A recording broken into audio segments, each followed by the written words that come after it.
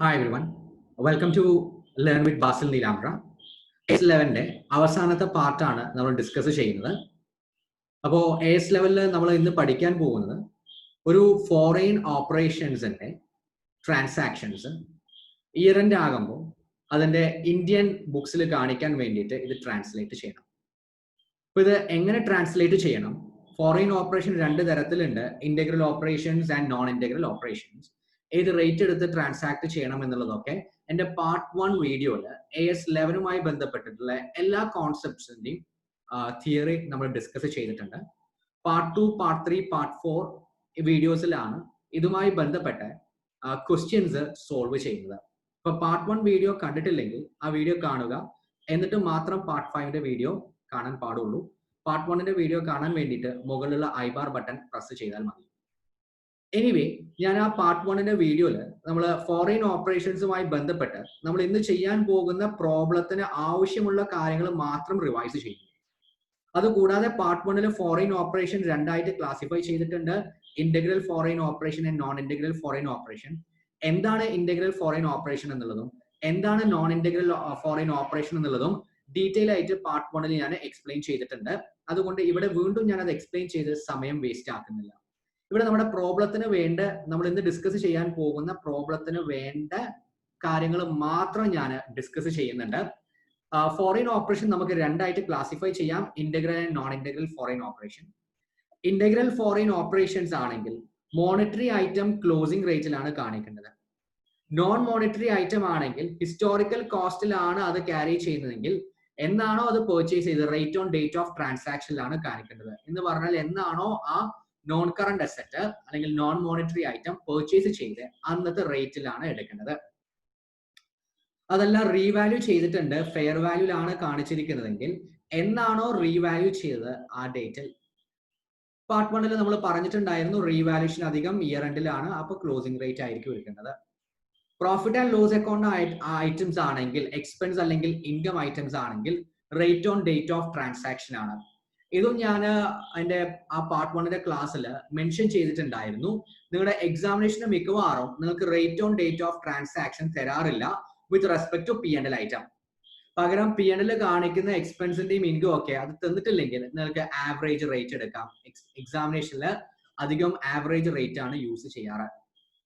Non integral foreign operation ആണെങ്കിൽ main difference എന്ന് പറയുന്നത് മോണിറ്ററി ആണെങ്കിലും നോൺ മോണിറ്ററി ഐറ്റം ആണെങ്കിലും ക്ലോസിംഗ് റേറ്റിലാണ് എടുക്കേണ്ടത്.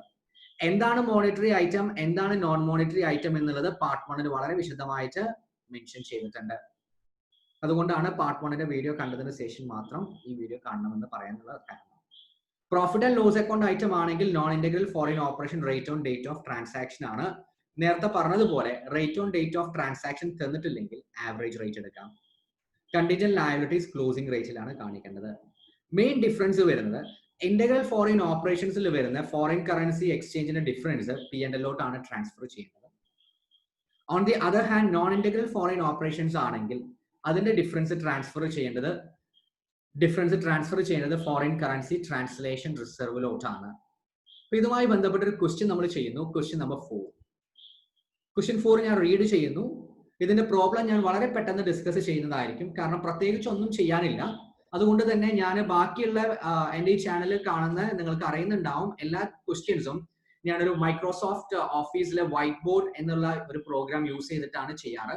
ഞാൻ അവിടെ അങ്ങനെ എഴുതിയിട്ടാണ് ഞാൻ ഈ ക്ലാസ് ഡിസ്കസ് ചെയ്യാറ്. ഈ ക്വസ്റ്റ്യൻ മാത്രം ഞാൻ ഇതിന്റെ ആൻസർ ഓൾറെഡി ഞാൻ എക്സൽ ഷീറ്റിൽ ചെയ്തിട്ടുണ്ട്. ആ എക്സൽ ഷീറ്റിൽ എൻ്റെ ആൻസർ എങ്ങനെ കിട്ടി എന്നുള്ളത് ഞാൻ മെൻഷൻ ചെയ്യുന്നതായിരിക്കും. അപ്പോൾ ക്വസ്റ്റ്യൻ വായിക്കൂ. X limited and Indian company has A branch at Washington. Its trial balance is at 31st December 2018 is as follows: particulars, plant and machinery, furniture and fixtures, opening stock, purchase, sales, goods from Indian company head office, wages, carriage inward, salaries, rent rates, taxes, insurance, head office account, trade expense, trade creditors, trade debtors, cash at bank and cash in hand. 3 date തന്നിട്ടുണ്ട്. Actually 2 date. 1st January 2018 rate 39 എന്ന് പറഞ്ഞാൽ opening ആണ്.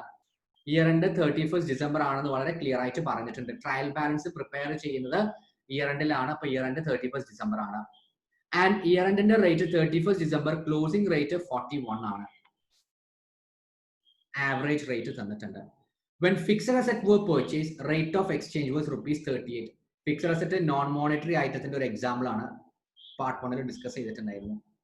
ഇപ്പൊ non monetary item നമ്മൾ integral operation ആണെങ്കിൽ കാണിക്കേണ്ടത് at the rate on date of transaction ആണ്, purchase date ആണ്. അതിന് വേണ്ടിയിട്ട് ആ റേറ്റും തന്നിട്ടുണ്ട്. Head office sent goods to branch for rupees 39.40 lakhs and head office shows that an amount of 43 lakh is due from the branch. Required, translate the above trial balance assuming it is an integral foreign operation and it is a non-integral foreign operation. So this is your question. So ഞാൻ ഇതിന്റെ ആൻസറിലോട്ട് പോകുന്നു. Integral foreign ഓപ്പറേഷന്റെ answer ഞാൻ നിങ്ങളെ കാണിക്കുകയാണ്. Integral foreign operations ആണെങ്കിൽ നിങ്ങൾക്ക് അറിയാം ഒരു fix non monetary item part 1 discuss ചെയ്തിട്ടുണ്ടായിരുന്നു. നോൺ മോണിറ്ററി ഐറ്റത്തിന്റെ എക്സാമ്പിൾ നോൺ കറന്റ് അസറ്റും ക്ലോസിംഗ് ഇൻവെന്ററി ആണ്. ഓപ്പണിംഗ് ഇൻവെന്ററി അല്ല, ക്ലോസിംഗ് ഇൻവെന്ററി.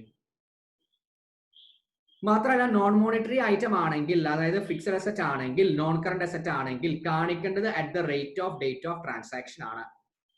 ഇപ്പൊ നമുക്ക് ഇവിടെ പ്ലാന്റ് ആൻഡ് മെഷീനറി എന്ന് പറഞ്ഞ ഒരു നോൺ മോണിറ്ററി ഐറ്റമും ഫർണിച്ചർ എന്ന് പറഞ്ഞൊരു നോൺ മോണിറ്ററി ഐറ്റംസും ഉണ്ട്. അപ്പൊ ഇത് ഏത് റേറ്റിൽ കാണിക്കണം എന്ന് ചോദിച്ചിട്ടുണ്ടെങ്കിൽ rate on the date of transaction. Rate on date of transaction എന്ന് പറഞ്ഞാൽ എന്നാണോ അത് പർച്ചേസ് ചെയ്തത്. ഇവിടെ ക്വസ്റ്റ്യനിൽ പറയുന്നുണ്ട് when fixed assets were purchased rate of exchange was 38. അപ്പൊ ഏത് റേറ്റ് എടുക്കണം? 38 എന്ന് പറയുന്ന റേറ്റ് ആണ് എടുക്കേണ്ടത്. അപ്പൊ റേറ്റ് 38. അപ്പോൾ ഇന്ത്യൻ റുപ്പീസിലോട്ട് കൺവേർട്ട് ചെയ്യുമ്പോൾ $1,20,000 മൾട്ടിപ്ലൈഡ് ബൈ 38 45,60,000. ഫർണിച്ചർ ആണ്, അസറ്റ് ആണ്, ഡെബിറ്റ് ആണ്. 8,000 ആണ് ഡോളർ ഇൻറ്റു 38 3,04,000 കിട്ടും. ഓപ്പണിംഗ് സ്റ്റോക്ക് ബിഗിനിങ് ആണ്. അപ്പൊ ബിഗിനിങ്ങിലെ റേറ്റ് എടുക്കണം, ഓപ്പണിംഗിലെ റേറ്റ് എടുക്കണം. ഓപ്പണിംഗിലെ റേറ്റ് ക്വസ്റ്റ്യനിൽ തന്നിട്ടുണ്ട് 39. So 56,000 into 39 you get 21,84,000.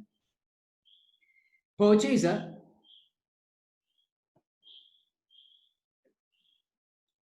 profit and loss account item ആണ്. Profit and loss account integral foreign operation ആകുമ്പോൾ normally rate on date of transaction ആണ് എടുക്കേണ്ടത്. അൺഫോർച്ചുനേറ്റ്ലി എന്നാണ് പർച്ചേസ് ചെയ്തെന്ന ഡീറ്റെയിൽ തന്നിട്ടില്ല. അങ്ങനെ തന്നിട്ടില്ലെങ്കിൽ ഞാൻ പറഞ്ഞു ആവറേജ് റേറ്റ് എടുക്കുക. Average 40. 2,40,000 into 40 96 lakh. Sales again P&L item ആണ്. Average rate 4,16,000 into 40 1 crore something. Goods from Indian company എന്ന് പറഞ്ഞിട്ടുള്ള ഒരു ഐറ്റം കാണിച്ചിട്ടുണ്ട്. 80,000 ആയിരുന്നു. നിങ്ങൾ ക്വസ്റ്റ്യൻ ശ്രദ്ധിച്ചിട്ടുണ്ടെങ്കിൽ ഗുഡ്സ് ഫ്രം ഇന്ത്യൻ കമ്പനിയുടെ കാര്യം അവര് ഇന്ത്യൻ റുപ്പി തന്നിട്ടുണ്ട്. Head office sends goods to branch for rupees 39,40,000. അപ്പൊ ഇതിന്റെ ഓൾറെഡി ഇതിന്റെ എമൗണ്ട് തന്നിട്ടുണ്ട്. കൺവേർട്ട് ഒന്നും ചെയ്യാൻ നടക്കണ്ട. ഇത് ഓൾറെഡി തന്നിട്ടുണ്ട് 39,40,000 ആണ്. എല്ലാ ക്വസ്റ്റ്യൻസിലും ഇങ്ങനെ തന്നെ ആയിരിക്കും ഇത് തന്നിട്ടുണ്ടാവും.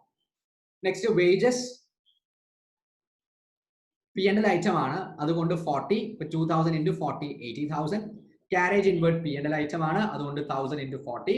സാലറി P&L ആണ് 40 ആണ്. റെന്റ് P&L ആണ് 40 ആണ്. ഇൻഷുറൻസ് P&L ആണ് 40. സോ തന്നിരിക്കുന്ന dollar multiplied by Indian rate. ഡെബിറ്റിൽ ഏത് കാണിക്കണം? എക്സ്പെൻസ് ആണ് ഡെബിറ്റ് സൈഡിൽ കാണിക്കേണ്ട ഫിഗേഴ്സ്. ഹെഡ് ഓഫീസ് അക്കൗണ്ടുമായി ബന്ധപ്പെട്ട ഒരു കാര്യം പറയുന്നുണ്ട്. ഹെഡ് ഓഫീസ് അക്കൗണ്ടിൽ ക്രെഡിറ്റ് സൈഡിൽ $1,14,000 ആണ്.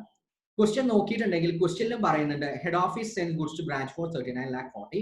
അതിന് തൊട്ട് താഴെ head office shows an amount of 43 lakh is due from the branch. അപ്പൊ എത്രയാണ് എമൗണ്ട് എന്നുള്ളത് ഇന്ത്യൻ റുപ്പിയിൽ വളരെ ക്ലിയർ ആയിട്ട് തന്നിട്ടുണ്ട്. 43 lakh. അപ്പൊ ഹെഡ് ഓഫീസുമായി ബന്ധപ്പെട്ട ഐറ്റംസ് നിങ്ങളുടെ ക്വസ്റ്റ്യനിൽ ഓൾറെഡി തന്നിട്ടുണ്ടാവും. അത് ക്വസ്റ്റ്യൻ വായിച്ചിട്ട് അത് കണ്ടുപിടിച്ചാൽ മാത്രം മതി.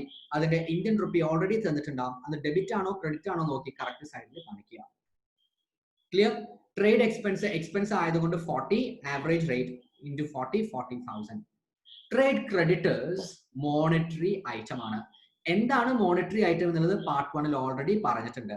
Trade creditors, trade debtors, cash at bank and cash in hand ഇവ നാലും മോണിറ്ററി ഐറ്റം ആണ്. മോണിറ്ററി ഐറ്റം ക്ലോസിംഗ് റേറ്റിലാണ് എടുക്കേണ്ടത്.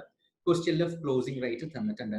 ക്രെഡിറ്റ് സൈഡിലാണ് കാണിക്കേണ്ടത് കൊണ്ട് ക്രെഡിറ്റ് സൈഡിൽ കാണിച്ചു. ബാക്കി മൂന്നും അസറ്റ്സ് ആയതുകൊണ്ട് അസറ്റ് സൈഡിൽ കാണിച്ചു. അപ്പൊ നിങ്ങൾ നോക്കിയാൽ മതി ഡെബിറ്റ് സൈഡിന്റെ ടോട്ടല് അതേപോലെ തന്നെ ക്രെഡിറ്റ് സൈഡിന്റെ ടോട്ടലും ഡിഫറൻസ് ഉണ്ട്. ഏത് സൈഡിലാണ് ഡിഫറൻസ് വരുന്നത്? ക്രെഡിറ്റ് സൈഡിലാണ് ഡിഫറൻസ് വരുന്നത്. കാരണം ഡെബിറ്റ് സൈഡ് കൂടുതലാണ്. അപ്പൊ ഡിഫറൻസ് ഉള്ളത് ക്രെഡിറ്റ് സൈഡിലാണ്. ക്രെഡിറ്റ് സൈഡിൽ ഡിഫറൻസ് എന്ന് പറഞ്ഞിട്ടുണ്ടെങ്കിൽ അത് ട്രയൽ ബാലൻസ് ആണ്. ഒന്നെങ്കിൽ ലയബിലിറ്റി ആണ് അല്ലെങ്കിൽ ഇൻകം ആണ്. അപ്പൊ ഈ ക്വസ്റ്റ്യനിൽ ഫോറിൻ കറൻസി ആയതുകൊണ്ട് ഇത് ഇൻകം ആണ്. ഫോറിൻ കറൻസി ഗെയിൻ ആണ്. അത് P&Lക്ക് ട്രാൻസ്ഫർ ചെയ്യും, P&L ക്രെഡിറ്റ് ചെയ്യും. അപ്പോൾ ഇന്റഗ്രൽ ഫോറിൻ ഓപ്പറേഷൻസിന്റെ ട്രീറ്റ്മെന്റ് ഇങ്ങനെയാണ്. നെക്സ്റ്റ് നോൺ ഇന്റഗ്രൽ ഫോറിൻ ഓപ്പറേഷൻസിന്റെ ട്രീറ്റ്മെന്റ് എന്താണെന്ന് നോക്കാം. എന്താണ് നോൺ ഇന്റഗ്രൽ ഫോറിൻ ഓപ്പറേഷൻ, അതിന്റെ ഡെഫിനിഷൻ എന്താണ്, അതിന്റെ മീനിങ് എന്താണെന്നുള്ളത് ഓൾറെഡി പാർട്ട് 1 ഡിസ്കസ് ചെയ്തിട്ടുണ്ട്. അപ്പൊ അതിന്റെ ക്ലാസ് കേൾക്കുക.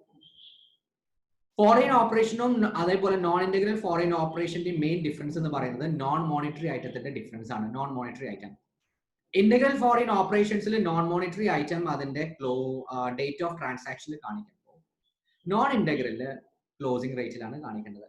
നോൺ ഇന്റഗ്രൽ മോണിറ്ററി ഐറ്റം ആണെങ്കിലും നോൺ മോണിറ്ററി ഐറ്റം ആണെങ്കിലും ക്ലോസിംഗ് റേറ്റിലാണ് കാണിക്കേണ്ടത്.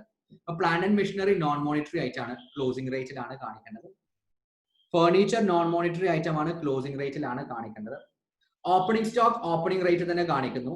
Purchase, sales, wages, carriage inward, salary, rent, insurance ഇതെല്ലാം എക്സ്പെൻസ് ആണ്. എക്സ്പെൻസുകൾ പ്രോഫിറ്റ് ആൻഡ് ലോസ് അക്കൗണ്ടിൽ കാണിക്കേണ്ടതാണ്. Rate on date of transaction ആണ് കാണിക്കേണ്ടത്.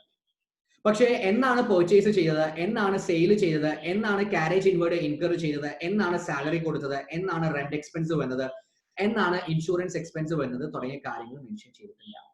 അങ്ങനെ ഡേറ്റ് തന്നിട്ടില്ലെങ്കിൽ ആവറേജ് റേറ്റ് എടുക്കണം. ആവറേജ് റേറ്റ് 40 ആണ്. Trade expense again 40. Trade creditor, trade debtor, cash at bank and cash in hand monetary item ആണ്, ക്ലോസിംഗ് റേറ്റ്. നേരത്തെ ചെയ്ത അതേപോലെ തന്നെ ഗുഡ്സ് ഫ്രം ഇന്ത്യൻ കമ്പനി എന്ന് പറയുന്നത് ഓൾറെഡി ഇന്ത്യൻ റുപ്പിയിലെ ടേം ക്വസ്റ്റ്യനിൽ തന്നിട്ടുണ്ട് 39,40,000. അതേപോലെ തന്നെ ഹെഡ് ഓഫീസുമായി അക്കൗണ്ടുമായി ബന്ധപ്പെട്ടതും ഇന്ത്യൻ റുപ്പിയിൽ തന്നിട്ടുണ്ട് 43 lakhs. സോ അത് അവിടെ ക്വസ്റ്റ്യനിൽ നോക്കി സൂക്ഷിച്ച് അതിന്റെ ഡെബിറ്റ് സൈഡ് ആണോ ക്രെഡിറ്റ് സൈഡ് ആണോ നോക്കി എൻ്റർ ചെയ്യുക. ഇവിടെ ടോട്ടൽ നോക്കുന്ന സമയത്ത് ഡെബിറ്റ് സൈഡിന്റെ ടോട്ടൽ 2,27,22,000. അതേപോലെ ക്രെഡിറ്റ് സൈഡിൽ 2,16,37,000 ആണ്. അപ്പോൾ അവിടെ ഒരു ഡിഫറൻസ് ഉണ്ട്. ഡിഫറൻസ് ക്രെഡിറ്റ് സൈഡിലാണ്. ക്രെഡിറ്റ് സൈഡിലാണെങ്കിൽ ഗെയിൻ ആണ്, ഫോറിൻ എക്സ്ചേഞ്ച് ഗെയിൻ ആണ്. നോൺ ഇന്റഗ്രൽ ഓപ്പറേഷൻസ് ആയതുകൊണ്ട് ഈ ഫോറിൻ കറൻസി ഗെയിന് ട്രാൻസ്ഫർ ചെയ്യുന്നത് ഫോറിൻ കറൻസി ട്രാൻസ്ലേഷൻ റിസർവിലോട്ട് ആണ്. അപ്പൊ അത്രയേ ഉള്ളൂ. AS11 ഫോറിൻ കറൻസി ട്രാൻസാക്ഷനുമായി ബന്ധപ്പെട്ടിട്ടുള്ള എല്ലാ പാർട്ടും ക്ലിയർ ആയിട്ട് എക്സ്പ്ലെയിൻ ചെയ്യുമെന്ന് പ്രതീക്ഷിക്കുന്നു. ഈ ക്ലാസ്സുകൾ അധികം ഇന്റന്റ് ചെയ്യുന്നത് CMA ചാപ്റ്ററിലെ തൃശ്ശൂർ CMA ചാപ്റ്ററിലെ സ്റ്റുഡൻസിന് വേണ്ടിയിട്ടാണ്. ഇപ്പോ ഞാനിവിടെ ക്ലാസ് എടുക്കുന്നു, അത് ഞാൻ യൂട്യൂബിൽ അപ്ലോഡ് ചെയ്യുന്നു. അത് CMA ചാപ്റ്ററിലെ സ്റ്റാഫായിട്ടുള്ള ഷെൽജ മാമിനോട് അറിയിക്കുകയും ഷെൽജ മാം നിങ്ങൾക്ക് ഒന്നെങ്കിൽ ഇതിൽ യൂട്യൂബിന്റെ വീഡിയോ അല്ലെങ്കിൽ ലിങ്ക് നിങ്ങൾക്ക് അയച്ചു തരുന്നു, അതല്ലെങ്കിൽ നിങ്ങൾക്ക് വാട്സാപ്പിൽ ആ ലിങ്ക് അയച്ചു തരുന്നു, അല്ലെങ്കിൽ ടെലഗ്രാമിൽ അയച്ചു തരുന്നു, അതല്ലെങ്കിൽ CMA ചാപ്റ്ററിന്റെ ഒഫീഷ്യൽ ഫേസ്ബുക്ക് പേജിലോ വെബ്സൈറ്റിലോ ഇത് അപ്ലോഡ് ചെയ്യുമ്പോഴാണ് നിങ്ങളിത് അറിയുന്നത്. അപ്പോൾ ഈ ക്ലാസ് കഴിഞ്ഞിട്ടുണ്ടെങ്കിലും ഇതുമായി ബന്ധപ്പെട്ടുള്ള ചില കാര്യങ്ങൾ ഞാൻ നിങ്ങളുടെ ഈ യൂട്യൂബ് ചാനലിൽ അപ്ലോഡ് ചെയ്യുന്നതായിരിക്കും. ആ ഇൻഫോർമേഷൻ ഞാൻ ചിലപ്പോൾ ആർക്ക് മെൻഷൻ ചെയ്തുകൊള്ളുന്നുണ്ട്, ഷെൽജ മാമിന് മെൻഷൻ ചെയ്യുന്നുണ്ടാവില്ല. ഇത് ലോക്ക്ഡൌൺ ആയതുകൊണ്ട്, COVID-19 ആയതുകൊണ്ട് ഒരുപാട് പോർഷൻസ് കംപ്ലീറ്റ് ആക്കാനുണ്ട്. അപ്പൊ ആ പോർഷൻസ് കംപ്ലീറ്റ് ചെയ്യുകയാണ് ഈ ഓൺലൈൻ ചാനലിലൂടെ ഉദ്ദേശിക്കുന്നത്. അതുകൊണ്ടാണ് ഇതിന്റെ ലിങ്ക് ഷെൽജ മാമിന് അയച്ചു കൊടുക്കുന്നതും അവർ വഴി നിങ്ങൾക്ക് ഈ ലിങ്ക് കിട്ടുന്നതും. പക്ഷേ ഈ ക്ലാസ്സുകൾ കഴിഞ്ഞാലും ജൂലൈ എക്സാം ഒക്കെ കഴിഞ്ഞാലും അല്ലെങ്കിൽ ജൂലൈ എക്സാമിനേഷനും അത് കഴിഞ്ഞിട്ട് വരുന്ന ഡിസംബർ എക്സാമിനേഷനും പിന്നീട് അങ്ങോട്ട് വരുന്ന എക്സാമിനേഷനും ഒക്കെ ആയി ബന്ധപ്പെട്ട് ചില സ്റ്റാൻഡേർഡ്സും ചില ഏരിയാസും ഞാൻ ഈ ലേൺ വിത്ത് ബാസിൽ നീലാംബ്ര ചാനലിൽ അപ്ലോഡ് ചെയ്യുന്നതായിരിക്കും. അപ്പൊ അത് നിങ്ങൾ കറക്റ്റ്, അത് ഞാൻ പലപ്പോഴും ഷെൽജ മാമിനെ അറിയിക്കുകയില്ല, കാരണം അതിന്റെ ആവശ്യമില്ല. കാരണം അത് ചാപ്റ്ററിന്റെ ക്ലാസ്സുകളല്ല. ഞാൻ പേഴ്സണലി നിങ്ങൾക്കൊരു വാല്യൂ ആഡഡ് സർവീസ്, സ്റ്റുഡൻസിന് ഒരു വാല്യൂ ആഡഡ് സർവീസ് എന്നുള്ള രീതിയിൽ പ്രൊവൈഡ് ചെയ്യുന്നതാണ്. അപ്പൊ ആ ക്ലാസ്സുകൾ നിങ്ങൾക്ക് അറിയാൻ വേണ്ടിയിട്ട്, കറക്റ്റ് സമയത്ത് നിങ്ങൾ അറിയാൻ വേണ്ടിയിട്ട് നിങ്ങൾ ഈ ചാനൽ സബ്സ്ക്രൈബ് ചെയ്യണം. അതോടൊപ്പം തന്നെ ഇതിന്റെ നോട്ടിഫിക്കേഷൻ ബാർ ഓൺ ആക്കുകയും ചെയ്യണം. Thank you for learning with Basil Neelambra. Stay safe.